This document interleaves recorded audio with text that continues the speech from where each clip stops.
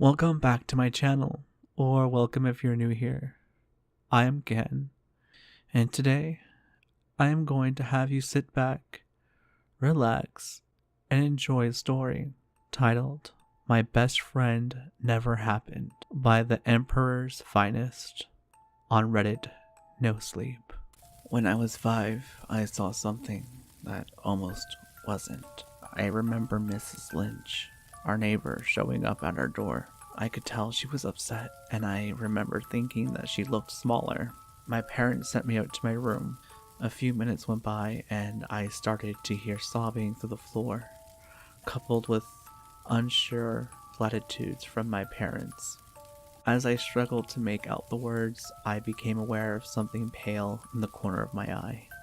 I tried to look at it, but my vision never quite landed. My eyes would carry on and move over it against my will, so that all I was sure of was that there was a white shape in the corner. Somehow I felt like I was breaking the rules, like I was doing something that could get me into a lot of trouble. I spent what must have been an hour and a half just trying to look at the thing, getting a little closer every time. Then I could see it. It was a frail, skinny, shrunken figure with huge, heartbreakingly human eyes. It looked so sad and afraid that it managed to unlock some reserve of intense empathy you wouldn't think a child could have. Its limbs were lumpy tubes that ended in featureless stumps, and its lipless mouth was drawn and quivering. It looked at me wearily, suspicion spreading across its miserable face. "Hello?" I said, for lack of anything else. You can see me?" it murmured, water forming over its eyes. "Yeah," I said, although I had the deep, nauseating feeling that I shouldn't. "Who are you?" The thing thought for a moment and said, I don't think I'm a who exactly. I think I'm a thing that nearly happened." "What do you mean?" I asked. "I don't know, but it's what I am." "Well, are you a boy or..." "I don't know." "Both?" "Neither?" "Well, maybe we should pretend you're a girl, is that okay?" The thing smiled awkwardly. "Yeah, I guess I might have been a girl. If I happened." "And if you happened, you might have been named Sarah," I said. She giggled hoarsely, tears running down from her giant ghostly blue eyes. "Maybe." And that's how it started. Sarah was there all of the time, which I didn't mind. At that age, you never really want your friends to go away. She followed me to school and looked at my books over my shoulder. When I went to the bathroom, she stood right outside the door. She sat on top of the table when I was eating dinner. At first, we talked a lot about what she was. Don't let horror films fool you. Children don't blindly accept this kind of stuff, and a 5-year-old knows that this isn't normal. However, after 20 minutes of Sarah not being able to put things she didn't fully understand into words, the conversation would gravitate to TV or something else normal. Over time, she got more substantial. She was less thin, and the sense of wrongness about her eased. I could tell Sarah didn't like me being around other people and friends, because we couldn't talk and I wasn't paying attention to her. But that didn't make her any more petty and selfish than most children I knew. It seemed harmless, and it might have been if I hadn't made her able to touch things. We were sitting in front of the window during a storm, and all you can see was the rain exploding into ripples on the glass. It was a few years after I'd met Sarah. She didn't seem to get taller, so by then I was quite a bit bigger than her. I think we were playing Monopoly and I was moving the pieces for her as usual. Her disfigured stumps just passed through things, so it was the only way. The roaring wind and boredom combined to wear down my patience, and I snapped at her. Can't you just move the pieces yourself? She looked up at me like a kicked puppy. You know I can't. Well, why not? Because the pieces are real and I'm not really real. Well, I can see you and I'm real. I've told you. After I didn't happen, I was like a sort of drifting away. Like there was a while when I was a thing that could happen, but then I didn't. And I was getting less and less real. Like even less than something that could be. I think if you hadn't noticed me, I'd be even less. Gone. Like you pinned me down here. It works the same way with how you think about me. You started thinking I was a girl, and I started to feel like one. I could have been a boy. I could have been a girl. But with you, I get closer to being a girl. So, I said, me thinking about you makes you stay here, and me thinking you're one way you could have been makes you more like that way. So I really believe you can touch things. If you happened, you could have touched things, so I say you can touch things. I think you're real, and real things can touch things. She looked at the board and tentatively reached out a limb. It went through the little steel placemaker. Try again, I said, and she did, again and again, hopelessly sliding through the piece. Then it fell over. We both gasped, and Sarah stared at her stumps with quiet awe. The silence dragged on for a few seconds before we both burst out laughing. I'm real, she shouted. Of course you're real. This didn't cause any problems at first, though I suspect that was mainly due to Sarah's quite gradual increase in ability. Then my 10th birthday came around, and I was having a party in my house. Sarah had always hated days like that, when I was completely surrounded by other people, so I wouldn't even look at her for hours on end. But she knew it was coming, and prepared for it, willing to occupy herself until the evening. It seems like my parents thought that 10 was some really significant age, and conferred a quantum leap in what I was allowed to do. Every time one of my friends' parents called, they said there was no need to pick them up too early, or that it was no problem if they wanted to leave my friends a little longer. I could see Sarah looking more anxious every time one of these calls happened, and before long she was begging me to send everyone home. I just continued to act like I couldn't see her. Throughout the day, I started getting to know a girl named Jessica, who had been invited mostly because she lived nearby.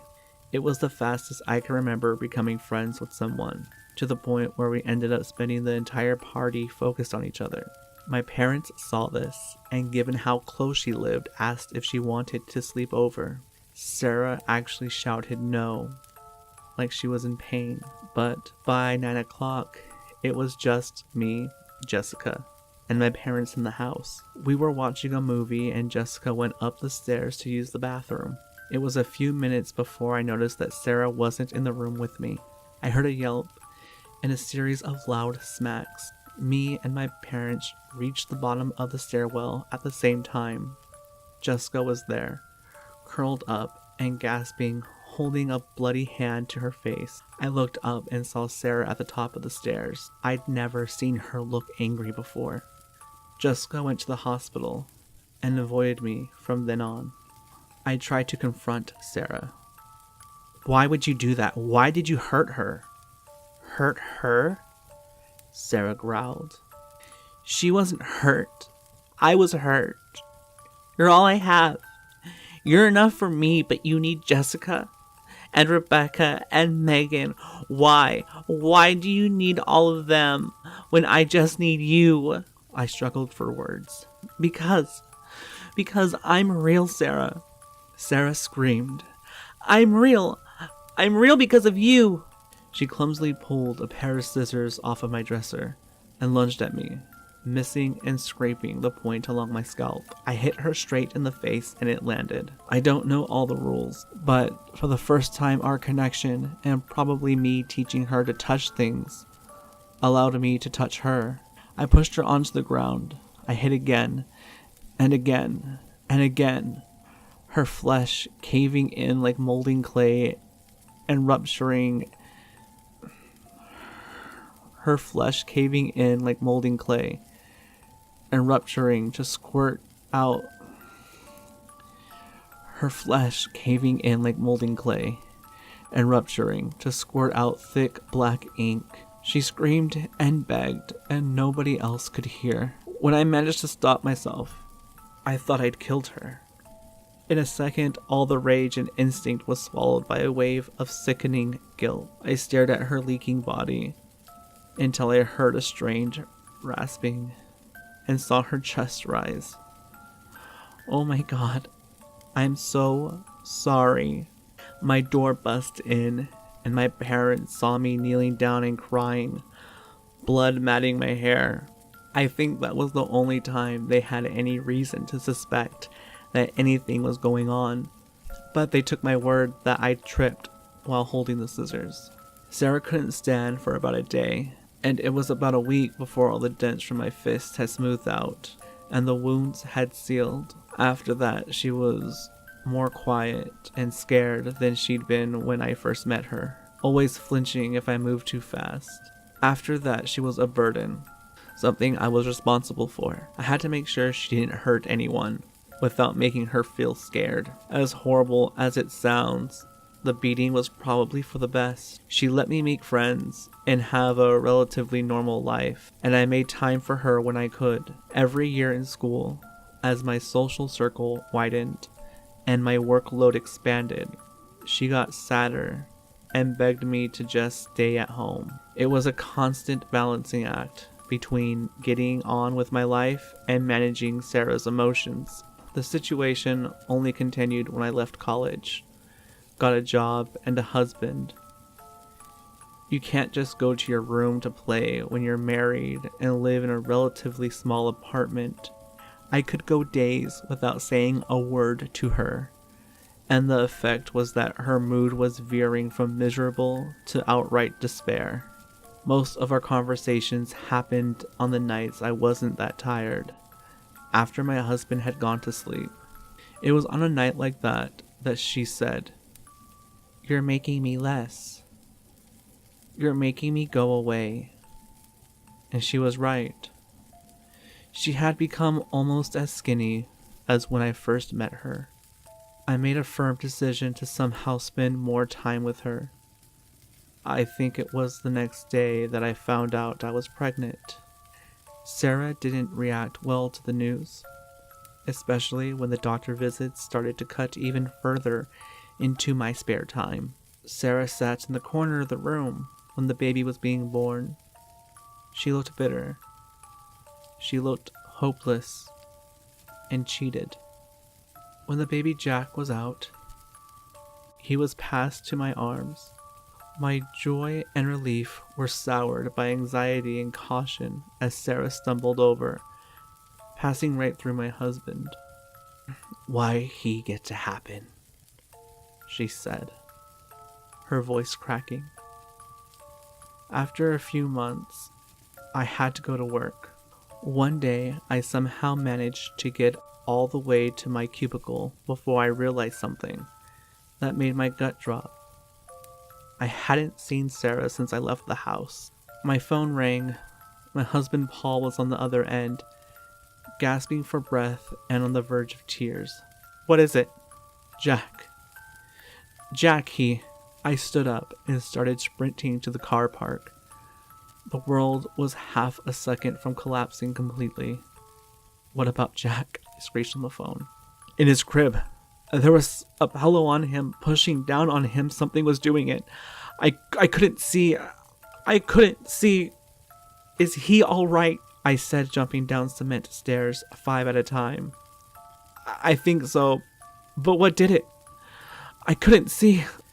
When I got home, Paul was standing in the garden, cradling Jack. Jack was alive, but crying like he never had before. I went into the house and saw Sarah slouched against the wall.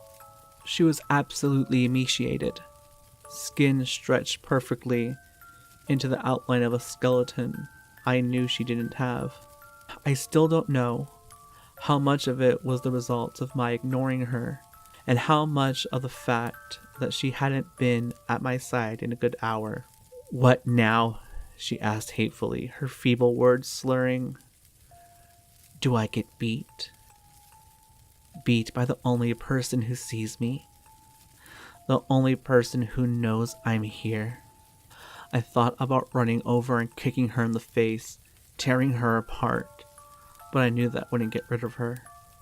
"No," I said with a composure that surprised me. "You can't beat something that never happened. Sarah never happened. There is no Sarah." I spat out the last part, and gray, dirty tears began to run down her face. I never acknowledged her again. I moved into a hotel, begging my husband to just trust me and not panic.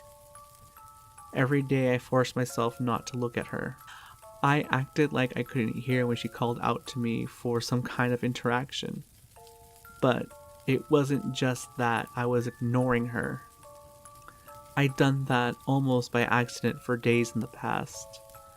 I was actively telling myself that she wasn't there, that I was alone. It worked. On the occasions when my vision panned over her, or I couldn't resist a glance, I could see her getting thinner and smaller.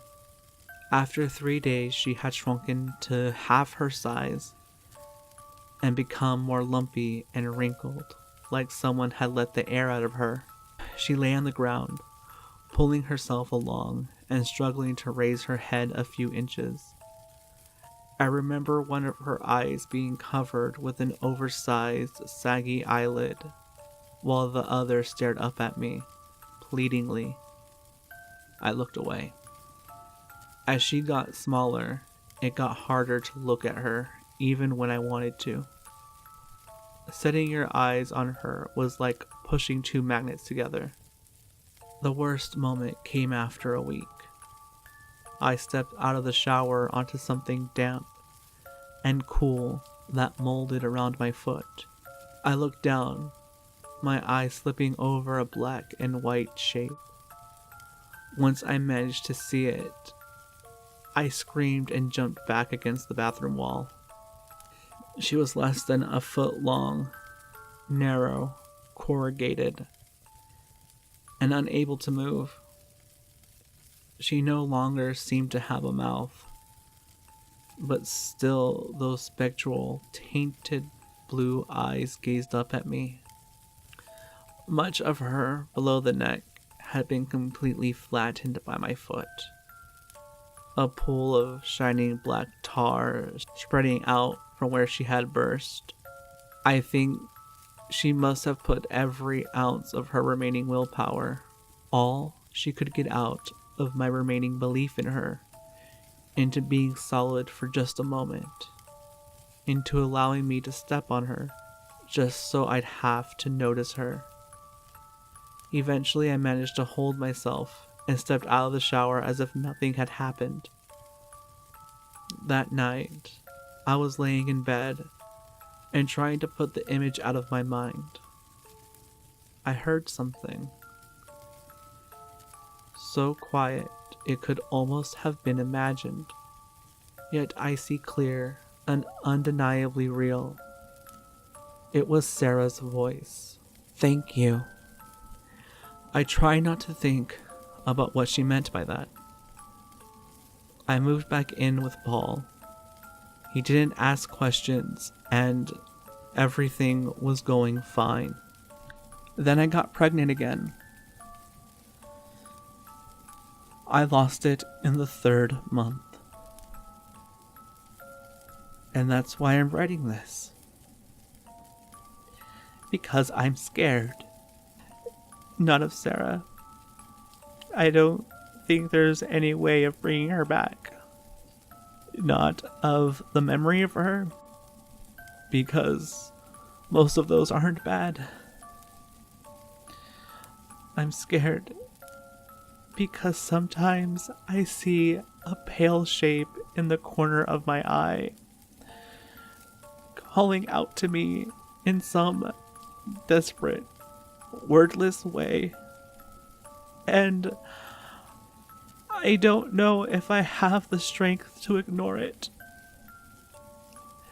I don't know if I could just let it fade away.